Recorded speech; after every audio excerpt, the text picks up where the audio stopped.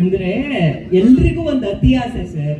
ಇಲ್ಲಿ ಉಗ್ರಾಯುಧಂ ನೋಡ್ತಾ ಇದೀವಿ, ಅಲ್ವೊಂದು ನಿಮ್ದು ಮುಖ ಇದ್ದಿದ್ರೆ ನೀವಿದ್ದಿದ್ರೆ ಅಂತ ನಮ್ಗೊಂದು ಎಕ್ಸ್ಪೆಕ್ಟೇಷನ್ ಇರುತ್ತಲ್ಲ ಫ್ಯಾನ್ಸ್ಗೆ ಅಥವಾ ಮಾಧ್ಯಮದವರಿಗೆ ಎಲ್ರಿಗೂ. ಅದು ಒಂದು ಹೇಳ್ತಾ ಇದಾರೆ, ಬರುತ್ತಂತೆ ಕೊಡ್ತಾರಂತ, ತೋರಿಸ್ತಾರಂತ, ಆಮೇಲೆ ಎಲ್ಲ ರೆಡಿ ಮಾಡ್ಕೊಂಡು. ಆಮೇಲೆ ದೊಡ್ಡ ವಿಷಯನೇ ಅಲ್ಲ, ನಾನು ಇಷ್ಟು ಕಷ್ಟಪಡ್ತಾ ಇದ್ದೀನಿ, ನಾನು ಅಷ್ಟು ಕಷ್ಟಪಡ್ತಾ ಇದ್ದೀನಿ, ನಾನು ಇಷ್ಟು ಬೆವರು ಸುರಿಸ್ದೆ, ನಾನು ಇಷ್ಟು ರಕ್ತ ಸುರಿಸ್ದೆ, ನನಗೆ ಹಿಂಗಾಯ್ತು ಹಂಗಾಯ್ತು. ಎಲ್ಲ ಸಿನಿಮಾಗಳಲ್ಲೂ ಆ ಕತೆ ಸಿಗುತ್ತೆ ನಿಮಗೆ. ಆದರೆ ಔಟ್ಪುಟ್ ಏನು ಬರುತ್ತೆ ಅನ್ನೋದೇ ಎಲ್ರಿಗೂ ಇರೋ ಕ್ವೆಶನ್ ಮಾರ್ಕ್. ಸೊ ಹಾಗಾಗಿ ನಾನು ಔಟ್ಪುಟ್ ಬಗ್ಗೆ ಗಮನ ಹರಿಸ್ತೇನೆ ಹೊರತು ನಾನು ಪಡೋ ಶ್ರಮ, ನಾನು ತಗೊಳ್ಳೋ ಏಟು, ನನಗಾಗಿರೋ ಏಟು, ಬದಿರಲ್ಲಿ ತುಂಬ ಮಲ್ಟಿಪಲ್ ಫ್ರಾಕ್ಚರ್ಸ್ ಆಯಿತು, ನನಗೆ ಕಂಪ್ಲೀಟ್ ACL ಟೇರ್ ಆಯಿತು, ಬ್ಯಾಕ್ ಇಂಜುರಿ ಆಯಿತು.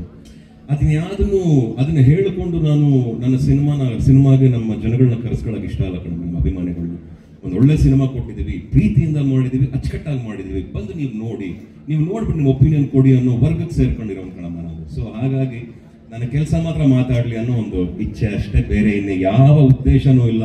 ನಿಮಗೆ ಹೇಳಬಾರ್ದು, ನಿಮಗೆ ಯಾವ ವಿಷಯನೂ ತಿಳಿಸ್ಬಾರ್ದು ಅಂತಲ್ಲ, ಒಂದು ಒಳ್ಳೆ ಉದ್ದೇಶದಿಂದ ಹೇಳ್ತಾ ಇದ್ದೀನಿ ಅಷ್ಟೇ. ನಿಮ್ಮ ಬಗ್ಗೆ ಬಹಳ ಗೌರವನೂ ಇದೆ, ಅಷ್ಟು ಮಾತ್ರ ಹೇಳ್ತೀನಿ.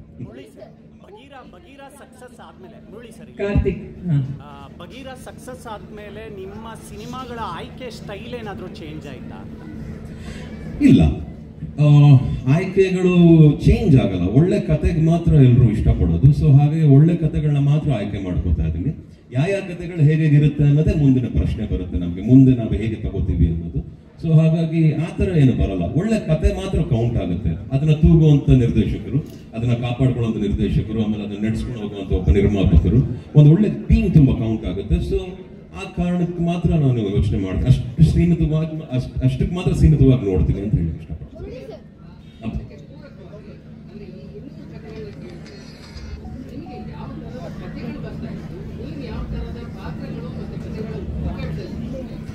ಪಾತ್ರಗಳು ನನಗೆ ಬಹಳ ಆಸೆ ಇದೆ, ಎಲ್ಲಾ ತರ ಪಾತ್ರಗಳು ಮಾಡಬೇಕು, ಎಲ್ಲಾ ತರ ಪಾತ್ರಗಳು ನಾನು ಟ್ರೈ ಮಾಡಬೇಕು, ಟಚ್ ಮಾಡಬೇಕು ಅಂತ. ಬಟ್ ಏನಾಗುತ್ತೆ, ಅದ್ರ ತಕ್ಕಂತೆ ಕತೆಗಳು ಕೂಡ ಬರಬೇಕು. ಈಗ ತಗೊಂಡ್ ಬಂದಿರೋ ಕತೆಗಳು ನನಗೆ ಇಷ್ಟ ಆಗಿಲ್ಲ ಅಂತಲ್ಲ, ಬಹುಶಃ ನಮ್ಮ ಕೈಲಿ ಮಾಡಕ್ ಆಗಿಲ್ಲ ಆ ಕತೆಗಳನ್ನ. ನಾನು ಮಾಡಿದ್ರೆ ಅದು ಸರಿಗಿರುತ್ತೋ ಇಲ್ವೋ ಅಂತ ನನಗೆ ಒಂದು ಡೌಟ್ ಇತ್ತು. ಮೋರ್ ದನ್ ಎನಿಥಿಂಗ್, ಪಾಪ ಎಲ್ಲಾ ನಿರ್ದೇಶಕರಾಗಿರ್ಲಿ, ಕತೆಗಾರರಾಗಿರ್ಲಿ, ಒಂದು ಒಳ್ಳೆ ಪಿಕ್ಚರ್ ಮಾಡಬೇಕು ಅಂದ್ರೆ ಕತೆ ತಗೊಂಡ್ಬಂದಿರ್ತಾರೆ. ಸೊ ಹಾಗಾಗಿ ನೋ ಕಂಪ್ಲೇಂಟ್ಸ್. ಆ ಕತೆಗಳು ಬಹುಶಃ ಡೆವಲಪ್ ಆದಾಗ, ಕಾಲ ಕೂಡಿದ್ರೆ ಅದರಲ್ಲಿರೋ ಅದರ ಒಂದು ಒಳ್ಳೆ ಕತೆಗಳನ್ನು ಆಯ್ಕೆ ಮಾಡ್ಕೋತೀವಿ. ಸೊ ಹಾಗಾಗಿ ಬೇರೆ ಎಲ್ಲ ಮ್ಯಾಟ್ರ್ ಆಗಲ್ಲ ಅನ್ಸುತ್ತೆ, ಬರೀ ಒಂದು ಕತೆ ಬಹಳ ಮುಖ್ಯವಾಗುತ್ತೆ. ನಾನು ಆ ಪಾತ್ರಕ್ಕೆ ನಾನು ಸೂಟ್ ಆಗ್ತೀನ. ಜನಗಳಿಗೆ ರೋರಿಂಗ್ ಸ್ಟಾರ್ ಆಗಿರ್ಬೋದು, ನಿಮಗೆಲ್ಲ ಸೂಪರ್ ಸ್ಟಾರ್ ಆಗಿರ್ಬೋದು, ಆಕ್ಟರ್ ಆಗಿರೋದು ಮತ್ತೊಂದು ಆಗಿರ್ಬೋದು, ಬಟ್ ಒಂದು ಸಿನಿಮಾಗೆ ಅಂತ ಬಂದಾಗ ನಾವೆಲ್ಲ ಕಲಾವಿದರು. ಆ ಪಾತ್ರಕ್ಕೆ ನಾನು ಎಷ್ಟು ಅನುಗುಣವಾಗಿ, ನಾನು ಎಷ್ಟು ಸೂಟ್ ಆಗ್ತೀನಿ ಅಂತ ಬಹಳ ಕೌಂಟ್ ಆಗುತ್ತೆ. ಜೊತೆಗೆ ನನ್ನ ಹತ್ರ ಹೇಗೆ ನನ್ನ ಕೈಲಿ ನನ್ನ ನಿರ್ದೇಶಕರಾದಂಥ ನಮ್ಮ ಡೈರೆಕ್ಟರ್ ಸರ್ ಹೇಗೆ ಕೆಲಸ ತಗೋತಾರೆ, ಪ್ರೊಡ್ಯೂಸರ್ ಹೇಗೆ ಒಂದು ಸಿನಿಮಾನ ಮಾಡ್ಕೊಡ್ತಾರೆ ಅನ್ನೋದು ಮಾತ್ರ ಕೌಂಟ್ ಆಗುತ್ತೆ. ಸೊ ನನಗೆ ಅಷ್ಟು ಮಾತ್ರ ಇಂಪಾರ್ಟೆಂಟು, ನಾನು ಅಷ್ಟಕ್ಕೆ ಮಾತ್ರ ಇಂಪಾರ್ಟೆನ್ಸ್ ಕೊಡ್ತೇನೆ. ಏನೋ ಯೋಗ ಅನ್ಸುತ್ತೆ ಕಣಮ್ಮ, ಹೂವಿಂದ ಅಷ್ಟು ಸುಲಭ ಟೈಟಲ್ ಸಿಗಲ್ಲ. ನನಗೆ ಓದಿಕೊಂಡ್ ಬರ್ತಾ ಇದೆ, ನನಗೆ ಸಿಕ್ತು ಅದು ಇವರು ಎಸ್ಪೆಷಲಿ ಹೇಳಿದಾಗ ನನಗೆ ಬಹಳ ಖುಷಿ ಆಯ್ತು. ಇನ್ನೊಂದು 2-3 ಟೈಟ್ಲ್ ಇತ್ತು, ಅದನ್ನ ಹೇಳಿಬಿಟ್ರೆ ಅದು ಬೇರೆಯವ್ರಿಗೆ ಹೋಗ್ಬಿಡುತ್ತೆ. ಆ ಟೈಟಲ್ ನನಗೆ ಮಾಡಕ್ಕೆ ಇಷ್ಟ. ಸೊ ಹಾಗಾಗಿ ಅದನ್ನ ವೆಯ್ಟ್ ಮಾಡ್ತಾ ಇದ್ದೀನಿ. ಈ ಪಿಕ್ಚರ್ಗೆ ಈ ಟೈಟಲ್ ಸೂಟ್ ಆಯ್ತು, ಸೊ ಈ ಪಿಕ್ಚರ್ ಈ ಟೈಟಲ್ ತಗೊಂಡಿದ್ದೀವಿ ಕಣ. ಅಮ್ಮ ಏನೋ ಕೇಳಿ, ಬೇರೆ ಭಾಷೆ ಬಂದಿದೆ, ಬಟ್ ಹೆಸರುಗಳು ಬೇಡ. ಪಾಪ ಬಂದಿದ್ದಾರೆ, ನನಗೆ ಆಗ್ಲಿಲ್ಲ, ಸೆಟ್ ಆಗ್ಲಿಲ್ಲ ಅಷ್ಟೇ. ಬಟ್ ಅದೇ ನಾನು ಹೇಳಿದಾಗ ನಮಗೆ ಎಲ್ಲ ಸೂಟ್ ಆಗಬೇಕು. ಕತೆ, ನಮ್ಮ ಪಾತ್ರಗಳು, ನಾವು ಹೋಗೋ ಜಾಗ. ಇಲ್ಲಿ ಅಚ್ಚುಕಟ್ಟಾಗಿದ್ದೀವಿ ಕರ್ನಾಟಕದಲ್ಲಿ. ಕನ್ನಡ ತಾಯಿ, ಕನ್ನಡ ಮಣ್ಣು, ಕನ್ನಡ ಜನ ಅಚ್ಚುಕಟ್ಟಾಗಿ ನೋಡ್ಕೊತವ್ರೆ, ಒಟ್ಟು ತುಂಬ ಊಟ ಕೊಡ್ತವ್ರೆ, ಅಷ್ಟು ಪ್ರೀತಿ ಮಾಡ್ತವ್ರೆ. ಬೇರೆ ಕಡೆ ಹೆಜ್ಜೆ ಇಡಬೇಕಂದ್ರೆ ಬಹಳ ಸರಿಯಾಗಿ ಹೆಜ್ಜೆ ಇಡಬೇಕು, ಅರ್ಧಂಬರ್ಧ ಆಗ್ಬಾರ್ದು ಜರ್ನಿ. ಸೊ ಹಾಗಾಗಿ ಒಂದು ಒಳ್ಳೆ ಸಿನಿಮಾ, ಫಸ್ಟ್ ಒಂದು ಒಳ್ಳೆ ಕನ್ನಡ ಸಿನಿಮಾನ ರೆಡಿ ಮಾಡಿಕೊಂಡು ನಂತರ ಇದನ್ನ ಇಂಡಿಯಾಗೆ ಒಪ್ಪಿಸ್ಬೋದು ಇಲ್ವೋ ಅಂತ ತಿಳ್ಕೊಂಡಾದ್ಮೇಲೆ ಮಿಕ್ಕಿದ್ದೇನೆ. ಅದೇ ಈಗ ಅದನ್ನೇ ಹೇಳಿದೆ, ಫಸ್ಟ್ ನಮ್ಮ ಕನ್ನಡ ಸಿನಿಮಾ, ನಮ್ಮ ಭಾಷೆ, ಈ ಸಿನಿಮಾನ ಅಚ್ಚುಕಟ್ಟಾಗಿ ಮುಗಿಸ್ಕೋತೀವಿ.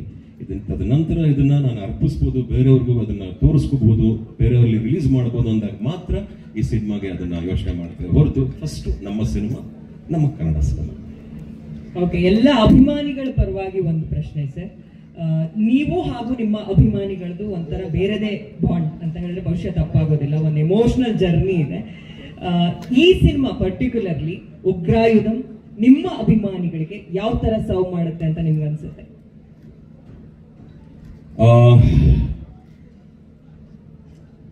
ಇಷ್ಟಪಡ್ತಾರೆ, ಸಾಕಿಸುತ್ತೆ, ಅಷ್ಟು ಮಾತ್ರ ಹೇಳೋಣ, ಬೇರೆ ಏನು ಹೇಳೋದು ಬೇಡ. ಒಳ್ಳೆ ಸಿನಿಮಾ ಅಂತೂ ಮಾಡ್ತಾ ಇದ್ದೀವಿ. ನಮ್ಮನ್ನ ಬೈಯೋ ತರ ಆಗಿರ್ಲಿ, ನನ್ನನ್ನ ಹೇಟ್ ಮಾಡೋ ತರ ಆಗಿರ್ಲಿ, ನಮ್ಮ ಹುಡುಗರಿಗೆ ನಾನು ಸಿನಿಮಾ ಕೊಡಲ್ಲ.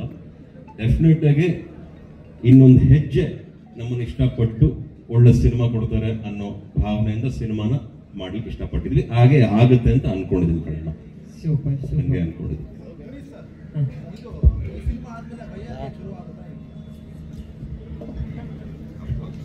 ಯುವ ರಣಧೀರ ಕಂಠೀರವ ಮಾಡಿರೋದು ಎಸ್ಪೆಷಲಿ ಗುರು ರಾಜ್ಕುಮಾರ್.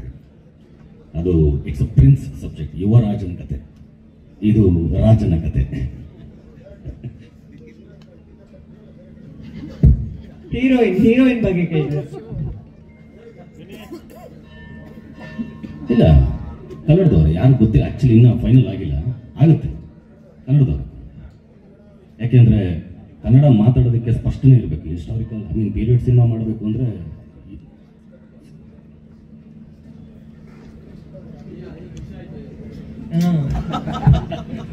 ಅವ್ರಿಗೆ ಇವತ್ತು ಈ ವೇದಿಕೆ ಮೇಲೆ ಇಲ್ವಲ್ಲ ಅಂತಾನೆ ವಿಚಾರ.